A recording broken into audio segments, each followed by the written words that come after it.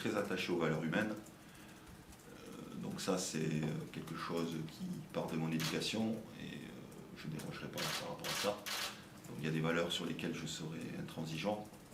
Je mets l'homme avant le joueur, ça c'est une priorité chez moi. Et après, la patte Nicolas Seub, c'est que je souhaite qu'on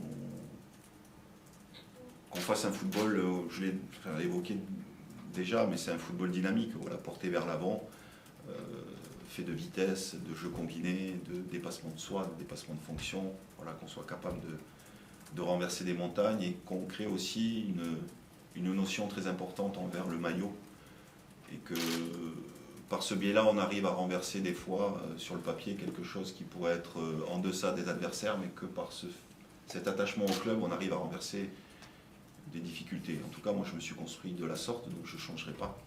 Voilà. Notre génération joueurs, nous sommes arrivés, on était inconnus au bataillon, personne ne croyait en nous. Et pour autant, en ayant autant de valeurs et autant d'attachement à ce club-là, on a réussi à remonter en Ligue 1, on a réussi à faire une finale de la Coupe de la Ligue, enfin, on a réussi de belles choses, quoi qu'il en soit. Et je veux qu'on soit capable, que les joueurs soient capables de s'ancrer dans ce club-là, qu'ils soient capables de... Quand le samedi, mettre le maillot, voilà, il se passe un truc, quoi. Ouais, il y en a deux par la durée, il y a eu Franck Dumas et puis Patrice Garande.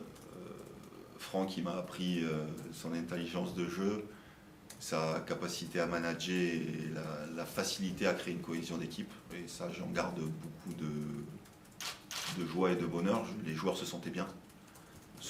Et du coup, ça nous permettait d'être performants le week-end.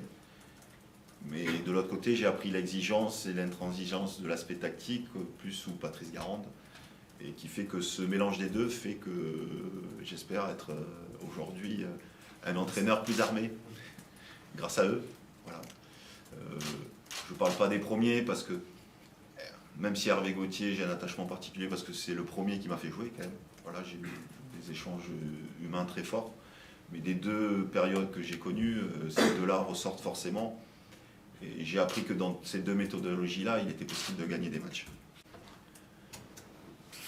L'idée, c'est d'associer les deux choses.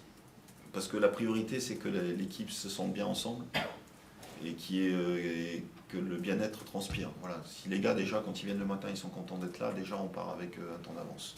Et la deuxième chose, c'est tout ce qui est lié au détail et au terrain. Qu'est-ce que c'est l'exigence du haut niveau? C'est quoi exactement? Est-ce que ça, c'est suffisant? Oui ou non? Et il faut que j'arrive à leur faire comprendre que ce que l'on fait aujourd'hui n'est pas suffisant. Et qu'il faut aller vers quelque chose qui devient suffisant pour gagner les matchs. Donc ça, c'est plus du côté Patrice Garande. Moi, il m'a repoussé dans mes limites de joueur.